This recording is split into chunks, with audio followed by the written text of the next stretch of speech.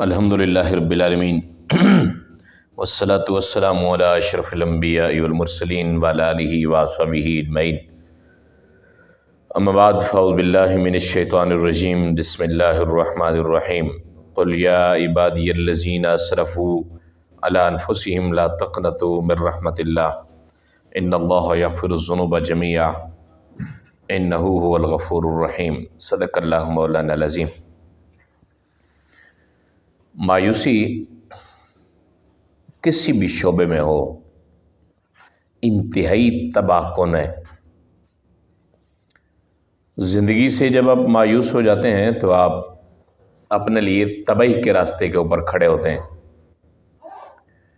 کسی بھی لیول کے اوپر جب آپ مایوس ہوتے ہیں تو آپ کے اندر آگے بڑھنے کی طاقت نہیں رہتی۔ پھر خدا نخواستہ اگر آپ گناہ گار ہیں اور آپ کے ذہن میں کسی نے یہ رکھ دیا کہ آپ تو ان گناہوں کی وجہ سے پکے جہنم میں جائیں گے، پھر ہوتا کیا ہے کہ انسان یہ سوچتا ہے جانا جب جہنم میں ہے تو پھر ٹکا کے گناہ کر لو۔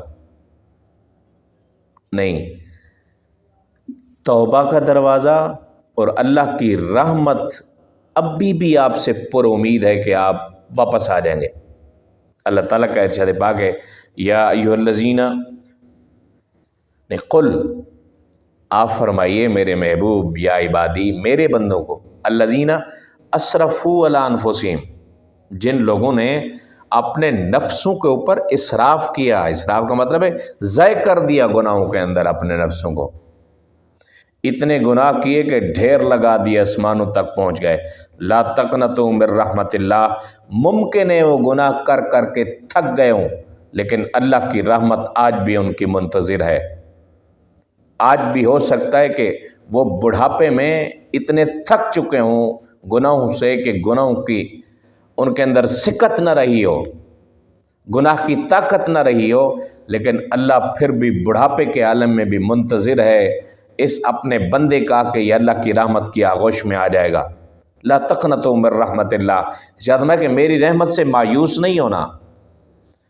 ان اللہ یغفر الذنوب جميعا، اللہ تمہارے سارے گناہ معاف کر دے گا۔ اللہ کی طرف آؤ تو صحیح، اللہ کو اپنا سمجھو۔ انہ هو الغفور الرحیم، بے شک اللہ تعالیٰ غفور بھی ہے اور رحیم بھی ہے۔ سوائے شرک کے جب بھی آپ توبہ کرتے ہیں سارے گناہ معاف ہو جاتے ہیں۔ رسول پاک صلی اللہ علیہ وسلم کا ارشاد پاک ہے جب تک سورج مغرب سے طلوع نہیں ہوتا تب تک توبہ کا دروازہ کھلا ہوا ہے۔ اور ایک اور ارشاد پاک ہے کہ آپ نے اگر اتنے گناہ کیے کہ گناہ کرتے کرتے کرتے گناہوں کی ڈھیری آسمان تک پہنچ گئی، صدق کے دل کے ساتھ اگر اللہ سے معافی مانگی تو سارے گناہ اللہ تعالیٰ معاف کر دے گا۔ مایوس نہیں ہونا کہ بہت گناہ ہو گئے تو پھر کیا ہوا، اگر رو کے اللہ کو ایک دفعہ بھی کہتے ہیں کہ یا اللہ بہت گناہ کر بیٹھا ہوں، معافی کا طلبگار ہوں، التجا کر تھک چکا ہوں، لوگ نفرت کرتے ہیں مجھ سے، میں منبع نفرت بن چکا ہوں، اتنے گناہ ہیں، مجھے اپنی شخصیت سے خود گھن آتی ہے، اتنا گناہ گار ہوں مولا، لیکن سوائے تیرے دربار کے، سوائے تیرے در کے کوئی در نہیں جو مجھے معاف کر سکے۔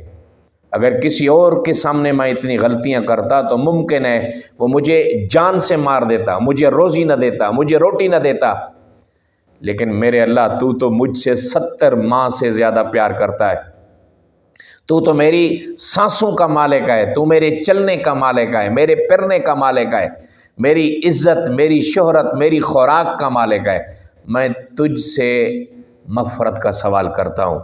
تو حدیث پاک کے اندر آتا ہے اگر وہ معافی مانگتا ہے اللہ تعالیٰ، وہ پہاڑوں جتنے گناہ اللہ تعالیٰ اس کی ایک معافی کے اوپر معاف کر سکتا ہے۔ گناہ کا ہو جانا کوئی بڑی بات نہیں ہے، گناہ کے اوپر اٹک جانا، گناہ کے اوپر رہ جانا اور گناہ کا اپنے آپ کو رسیا بنا لینا، یہ اللہ کے غضب کو دعوت دیتا ہے۔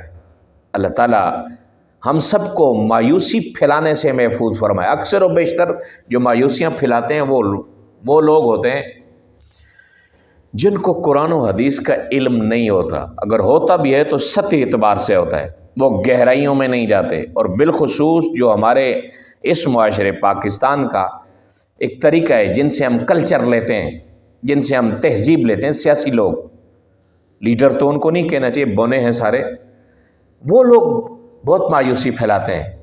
کوئی بھی سیاسی جماعت کا بندہ ہوگا وہ دوسرے کے دور کے بارے میں بڑی مایوسی پھیلا رہا ہوگا، اسی طرح اور بندہ آ جائے گا تو پھر وہ مایوسی پھیلائے گا، لوگ مایوس ہو جاتے ہیں۔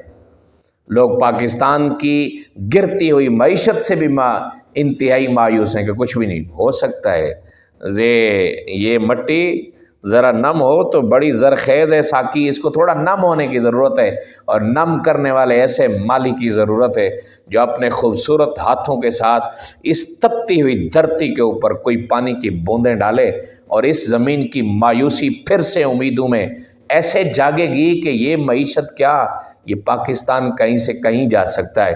مایوسی کسی بھی حیت میں نہیں پھیلانی چاہیے۔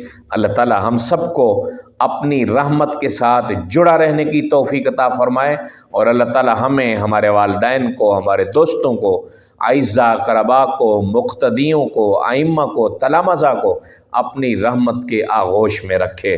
وآخر دعوانا الحمدللہ رب العالمین۔